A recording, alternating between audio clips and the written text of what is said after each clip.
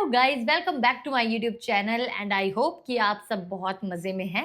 And today we are going to review a very धुआंधार movie, Dhurandhar movie.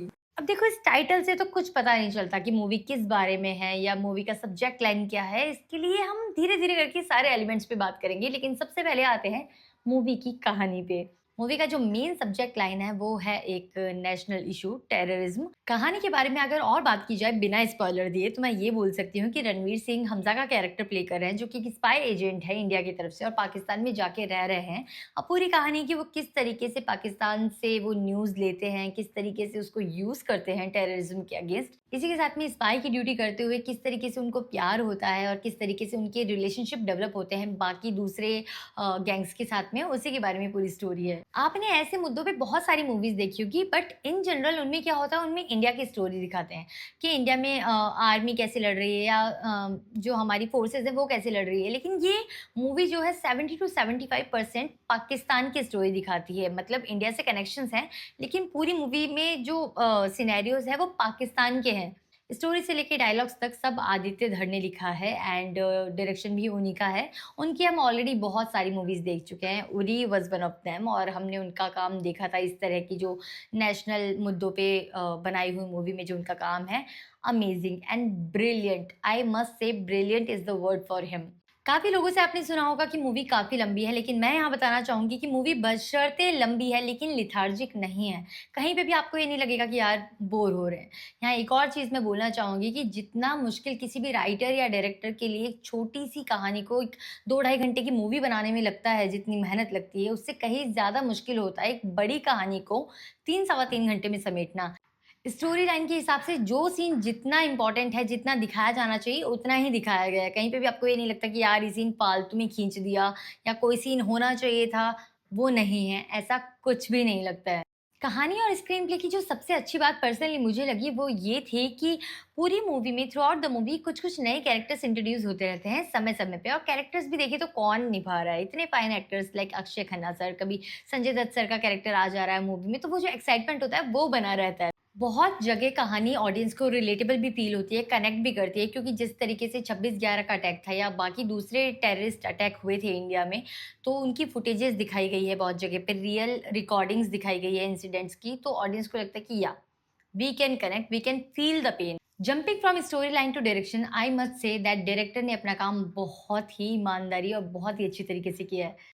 Movie में violence भर-भर के हैं। आप ये सोच सकते हैं कि किसी को कितने अलग-अलग तरीके से मारा जा सकता है, वो पूरा ही उसमें दिखा दिया गया है।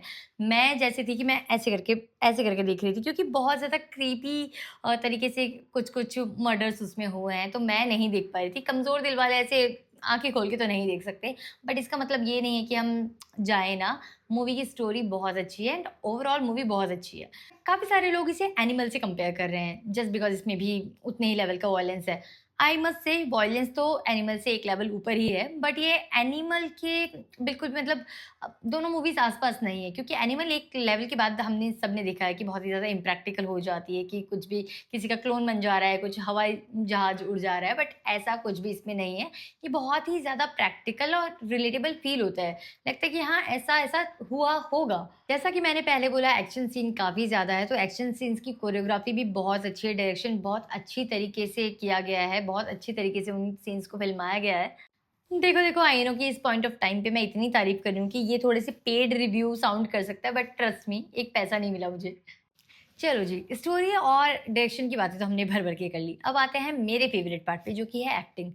एंड भाई, सच में ऐसा लग रहा था कि डायरेक्टर ने कुछ तो खिलाया है सबको शूटिंग से पहले, क्योंकि from hero to villain to supporting actors, हर कोई इतनी अच्छी एक्टिंग कैसे कर पा रहा है। सबसे पहले बात करते हैं मेन लीड की, जो कि है रणवीर सिंह मूवी में, और जो कि प्ले कर रहे हैं हमज़ा का कैरेक्टर। एंड भाई, उनका लुक हम सबने देखा है, क्या ही अमेज़िंग लुक है और क्या ही अमेज़िंग परफ़ॉर्मेंस उन्होंने दी है। कमेंडेबल। सेकेंडली हम बात करते हैं सेकंड लीड की, जो कि है सारा अंजुम। बहुत ही प्रिटी गर्ल है, मतलब बहुत ही यंग फ्रेश फेस है, एंड बहुत सारे लोगों को शायद ऐसा लग रहा होगा, जब ट्रेलर आया था मुझे भी लगा था कि यार ये जोड़ी थोड़ी सी अटपटी है, पर जब आप मूवी देखते हैं तो वो पूरा की पूरी जस्टिफाई होती है उनकी जोड़ी की, कि वो किस तरीके से, उनका एज गैप है, क्यों है, सब कुछ, और दोनों की केमिस्ट्री जो है वो बहुत ही फ्रेश दिखाई देती है। फर्दर मोर अगर हम बात करें अक्षय सर की, अक्षय खन्ना सर की, अरे उनके तो बहुत ही अलग-अलग चर्चे हैं। एंड उन्होंने रहमान डकैत का कैरेक्टर प्ले किया है जो कि एक नेगेटिव रोल है, बट भाई खा गए हैं वो उस रोल। लिटरली बहुत बार ऐसा है कि सिर्फ़ आँखों से और फेस से ही पूरी एक्टिंग हो जा रही है। मूवी में काफ़ी सीनियर एक्टर्स भी हैं जैसे कि आर माधवन सर हैं जो कि अजय सानियाल का रोल प्ले कर रहे हैं, जो कि पुलिस में है from India team. And Chaudhary Aslam का कैरेक्टर प्ले कर रहे हैं संजीव बाबा जो कि पाकिस्तान में रहते हैं एंड वहाँ के एसपी हैं। And again Rakesh Bedi sir is there. Rakesh Bedi sir मतलब इतने सीनियर एक्टर है एंड उनका कैरेक्टर एक अलग ही तरीके से नेगेटिव है। मतलब वो नेगेटिव है बट वो फ़नी भी है एंड वो बहुत ही ज़्यादा एंटरटेनिंग है। मतलब वो एक विलेन है बट वो विलेन जैसी नफ़रत उनसे नहीं होती है क्योंकि वो इतना क्यूट सा एक उनका अलग ही कैरेक्टर है, तो देखने में बड़ा मज़ा आता है। वो मूवी में जामिल जमाली का रोल प्ले कर रहे हैं जो कि एक पाकिस्तानी पॉलिटिशियन है। मेजर इकबाल के रोल में दिखाई देते हैं आपको Arjun Rampal sir. Again negative character yet played really well. उन्होंने 100% दिया है अपने कैरेक्टर को, वो दिखाई भी देता है। ऑल्दो छोटा सा कैरेक्टर है बट काफ़ी ग्रेसफुली उन्होंने उसको निभाया है। मूवी में सौम्य टंडन भी है जो कि काफ़ी प्रिटी लगी है, ऑल्दो कुछ थोड़े कम ही सीन है उनके पास में, लेकिन जितने भी है वो काफ़ी उन्होंने अच्छी से एक्टिंग उसमें की है। इनके अलावा भी जितने भी साइड कैरेक्टर्स हैं या जिन्होंने भी एक्टिंग की है, सबने रोल में अपना-अपना 100% दिया है। ऐसा लगता है कि वो अगर हम सबकी एक्टिंग एक साथ मिला के देखते हैं तो वो लगता है yes, this is it. Acting से हट के म्यूज़िक की बात करें तो म्यूज़िक भी डिसअपॉइंट नहीं करता है मूवी का, क्योंकि जहाँ जितने गाने रिक्वायर्ड है वहाँ पे वो गाने हैं। बहुत ज़्यादा गाने नहीं है पर कहीं पे भी आपको ये नहीं लगता कि म्यूज़िक कम है मूवी में। एक गाना है गहरा हुआ करके जो कि केमिस्ट्री शो करता है रणबीर और सारा की, जो कि मेन लीड कैरेक्टर्स हैं मूवी के। बहुत ही प्यारा गाना है, इरशाद कामिल सर ने उसके लिरिक्स लिखे हैं, अमेजिंग लिरिक्स अगेन।